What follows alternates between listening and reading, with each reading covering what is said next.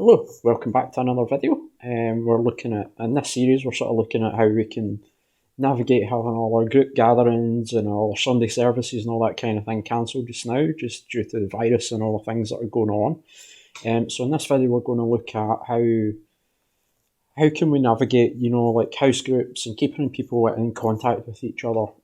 Obviously, that's the basis of church is that we all meet in fellowship and we have that personal interaction all the time, which we lose the minute we can't physically talk to each other face to face. So, what are the options for that? I mean, there's lots of things. Obviously, the most common, the most simple would be, pick up the phone and call somebody or send them a message, text message, or one of the more modern methods, with Messenger and WhatsApp and all that kind of stuff on the go. There's all those options as well. But how can we maybe look at creating more personal interaction with that?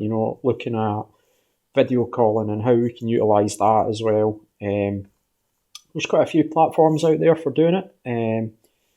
Your basic ones would be WhatsApp, Messenger, Skype. Zoom's got a good one as well, Google Hangouts, all these kind of things. There's different levels of what you can do with them and how suitable they are to what you're doing. So we'll sort of look at the limitations of them and what you could use them for, and also some suggestions of how we navigate, changing how we would normally do church to suit basically not being able to be a meeting church in essence. To start with, WhatsApp, Facebook Messenger, they're kind of your common sort of technological communication methods. They're a bit more modern, or a bit newer, very widespread. They have a lot of extra features in them. Obviously, you've got the messaging apps, or the text messaging feature within them. You can also do all your kind of group content, so you can have groups running with more than one or two people in them. You can also do video calling through them, which is it's a great way of being able to personally connect with someone when you're not there in person. So with Facebook Messenger, it's limited, I think, to 25 participants, but only 6 of them will appear in the video on the screen at a time. I think you can swap between them though. WhatsApp, it's only 4 participants for video calling, so it's a bit more limited.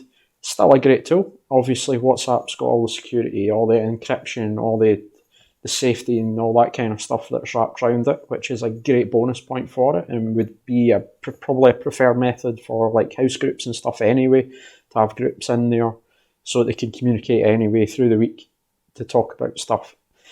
Then you can look at Skype and Zoom and Google Hangouts. They've got a much bigger support in them. You can do much bigger meetings with them. You can do, I think most of them are up to 25 members. Zoom, with a free account, does let you do up to 100, which is amazing. Zoom also, I have just been looking at their website. You don't need an account with Zoom to join a call. You only need an account to start one, which is a great thing. It saves an extra step for people that want to join into these things. Google Hangouts is quite a lot of people have Google accounts anyway these days, just for Gmail and other services that they offer. So it's another great option for it. Again, it's very simple to do. Most of them you can do through your phone. So you don't need any special technology. You've got your camera, microphone, all that kind of stuff on the front of the phone. All you need to be doing is sitting chatting like you would when you were chatting to one of your friends one-to-one on one of these messaging apps. Your other message using a laptop, like we're doing right now to record this.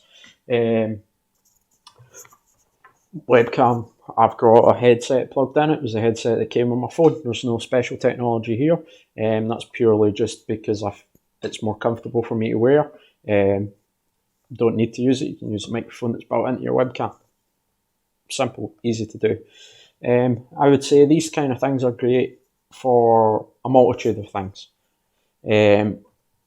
Reaching out, the way things are going, it's quite easy for older generation to feel isolated because they're not getting out of the house, they're not getting, the visits, the people coming to talk to them and interact with them. it could be worthwhile that you have a few people within your church team that are knowledgeable about these things, that go and set up, their phone, their tablet. Tend to find that most older people have those kind of things now anyway. It might be worth you looking at having some volunteers that can go around, sort of talk them through the basics of how to use the platform and how it works, and then you can have all your members, getting in touch with them, making sure they're okay. If they need anything, just having a conversation. You can still have your sit down for a coffee. It's just that the two of you aren't in the same room, but you still have the same conversation. You see each other's interactions, your body language, all the other things that you get from video that you don't get maybe over the phone or via a text message. It's a great way of keeping them connected to the body of the church, without, when they can't physically be there.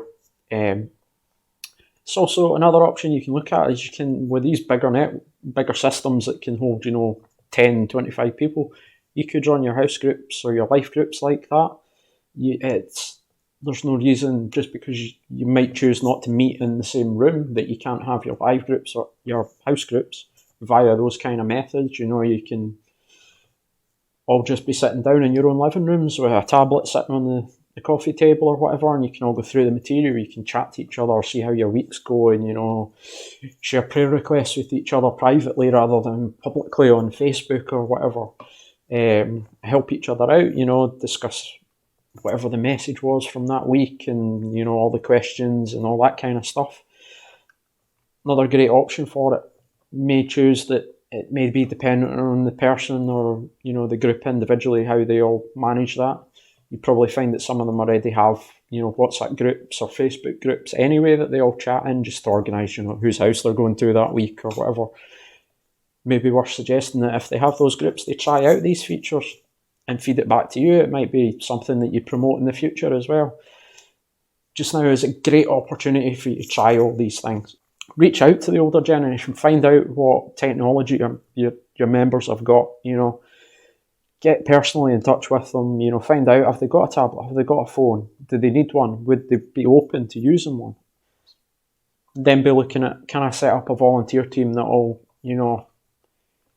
give up maybe half an hour, one or two nights a week to sit in a video chat or a phone call or, text messages or whatever. With that generation, it might lose all the personal connection because they're not going out, they're not feeling safe to go out because of whatever health concerns or anything like that. And then also, reach out to all the other members. I mean, if it's anything like me, I have 2 phones lying on my desk. I have a tablet in my bag. I've got a lot of spare technology that could be lent to one of the older generation in our church for this purpose, so that, on tonight when I go home, I can sit down and phone little, I don't know, I don't want to be too general, but, phone like Mary that's down the road, that's in her 80s and can't go out because she's got health concerns. I can sit while I'm having my dinner, have a chat with her about what I've been doing today, what she's been doing today, whatever. There's lots of things we can be doing as a church that aren't necessarily meeting in person, that are still being the body of Christ, being a fellowship, even though we're physically separated right now. So I think I've probably talked enough. So I'm going to, as always, get comments down below, questions, suggestions. What kind of topics would you like me to cover? Obviously, keep it technology, social media related. I'm not going to touch on other things. But what kind of things are you facing in your church? What kind of solutions or problems have you got at communicating your message or connecting with your members that we can maybe help you talk about, or we can, produce content like this that will help you and other people that are probably sitting there in the same boat, wondering how are we going to do this, and also why are we the only ones that are having this problem? It's nice to know there's more than one person having that problem. And I want to hear your feedback. I want to hear, have you guys thought of something? Have you created some amazing solution to talk to these members or to communicate or anything like that? I want to know your feedback, what your church is doing. and all that kind of stuff, because it's great to share those wins, you know, and maybe it will enable another church down the road to be able to go, oh, well, we can do that as well. We've got the infrastructure to do that. So let me know down below, obviously. Again, if you're enjoying these videos and all that kind of stuff, make sure you share them around. Make sure you like them, follow them, whatever platform it's on, and how you show that appreciation. Lets me know I'm doing a good job as well. So I will hopefully see you in the next one, and bye bye.